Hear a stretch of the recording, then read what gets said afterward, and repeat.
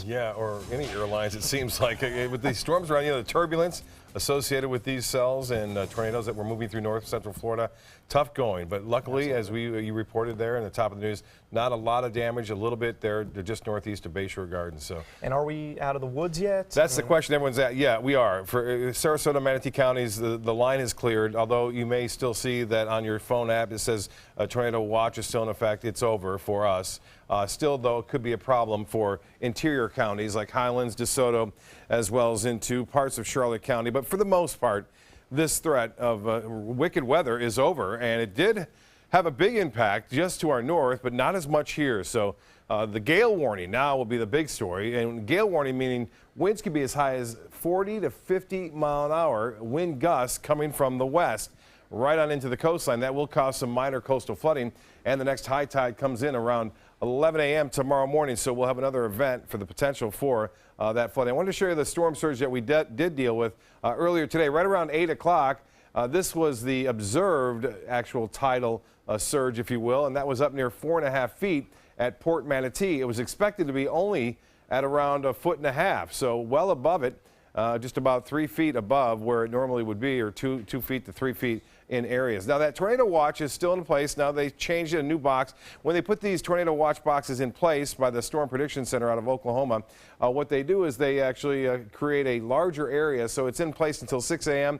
But these counties actually north of this line right here do not have to worry anymore. It's over for them. We have a few light showers out in the Gulf of Mexico. You can see Manatee, Sarasota in the clear, all of Charlotte for the most part, with the exception of the extreme eastern portion, still under the possibility. But these really haven't been producing much in terms of severe weather over the last hour or two. So good news there, although Sebring, keep an eye on it to the southeast thereof. Wauchula, Arcadia, you guys look good there, as well as this thing continues to push off to the south and east. Very heavy rainfall and some lightning there. We're still going to see some showers here along the immediate coast in Manatee and Sarasota counties. There'll be some showers. You'll really notice the wind. That'll be the big story overnight. That wind will be moving in pretty quickly too. It'll pick up, although we're in a lull right now. We're expecting after midnight those winds to start to increase in intensity from the west to the east up to, as I said, 40 at times, gusting as high as 45 miles an hour. There is a gale warning in effect, not a small craft advisory. This is a gale warning, meaning you're going to see winds out there in the waters up to 30 to 40 knots. And as far as rainfall totals go, it was sporadic in places over 1.5 inches just north of Palmetto.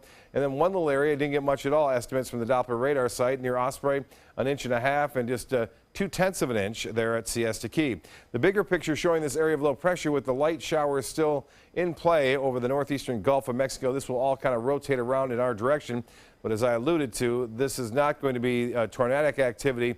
This will be just brief showers that'll move through, and we will see heavy winds, though, through the morning hours, so we'll keep that in mind. 72 right now, the dew point is at 60. The pressure still really low at 29.57 inches. That's the result of that low moving over the deep south now. And as far as the high goes, it was a warm one prior to the arrival of that front, 80 degrees. Our normal high at 71. And the rainfall amounts, I showed you those earlier, that was before 5 o'clock, so we didn't get any rain at the airport then, but up to nearly a ½ inch in some areas around the airport. 67 in Orlando right now. 59, though, it's cooler. That's that cooler air starting to filter in over the panhandle. Still warm in Miami. For boaters, not the best boating, obviously. West winds at 30 knots and gusts higher than that. Rough seas, too, and we'll see surf. Surf will be actually up to 5 to 7 foot waves there, so there'll be a lot of surfers out there along the area beaches. Keep that in mind. The rip currents is also a big problem throughout the day tomorrow. As far as the extended forecast goes, well, there it is. Cooler weather on Monday and Tuesday, warms back up, and then really chills out on Friday. Adam?